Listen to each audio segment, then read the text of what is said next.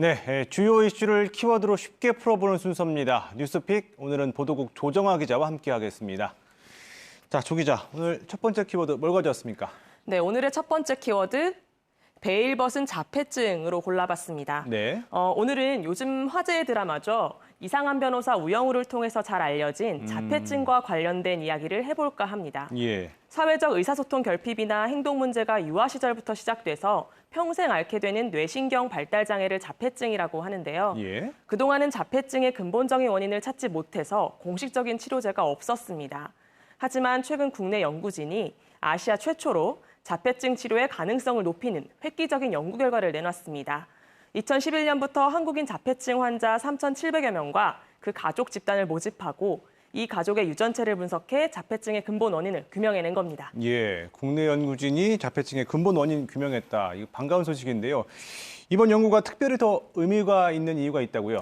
네, 그렇습니다. 이번 연구는 특히 한국인 고유 데이터를 갖고 국내 연구진들의 힘으로 원인을 규명했다는 데 가장 큰 의미가 있습니다. 네. 연구진은 한국인 자폐증 가족으로부터 직접 인간 줄기세포를 제작해 태아기 신경세포를 재현했는데요.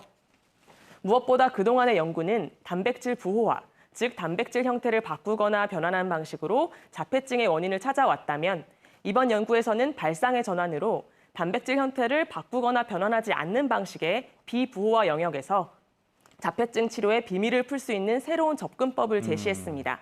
연구 결과는 세계적 정신의학 학술지 분자 정신의학에 지난 15일자에 게재됐습니다. 예, 잘 들었습니다. 자, 바로 이번엔 두 번째 키워드 볼까요? 네, 두 번째 키워드. 공무원 인기는 옛말로 정해봤습니다. 네. 한때 청소년들 사이에서 장래 희망 직업 1위로 꼽혔던 공무원. 요즘은 많이 달라졌습니다. 올해 7급 공무원 시험 경쟁률은 43년 만에 최저치를 기록했고요. 9급 경쟁률 역시 20년 만에 가장 낮았습니다. 공무원 인기가 빠르게 식고 있는 건데요. 지난 5월 기준 통계청 자료를 봐도 일반직 공무원 준비생이 6만 9천 명 감소하면서 다른 분야에 비해 가장 큰 폭으로 떨어졌고요. 전체 취업 준비자 가운데 공무원 준비생이 차지한 비중도 1년 사이 2.5%포인트 줄어 30% 아래로 내려갔습니다. 월급이 생각보다 적고 연금은 덜 받게 된 데다 또 경직된 조직 문화 역시 감소 원인으로 분석되는데요. 여기에 공무원 임금을 묻겠다고 발표한 새 정부 방침도 수험생들을 심란하게 하고 있습니다. 예. 현 정부에서 이 공무원을 대대적으로 구조조정하겠다 이런 얘기도 나왔었는데 이 정원을 1%씩 해마다 감축하겠다 이렇게 발표한 상황인데 여기에 대해서 반대의 목소리도 크죠?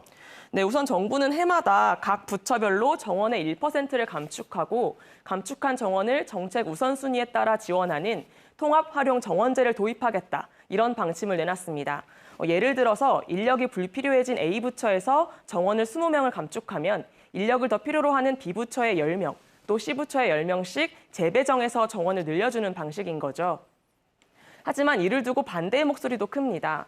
감축 기준과 대상이 모호해져서 재배정 과정에서 원치 않거나 또 전문성이 부족한 업무를 맡게 될 수도 있고 정원이 줄어드는 부처의 경우에는 업무 부담이 가중될 수도 있기 때문인데요. 각 공무원 단체 노조원들은 공무원들이 경무에 시달리면서도 적은 보수를 받고 있다며 오히려 증원이 필요하다 이렇게 반발하고 있습니다. 지금까지 뉴스픽이었습니다.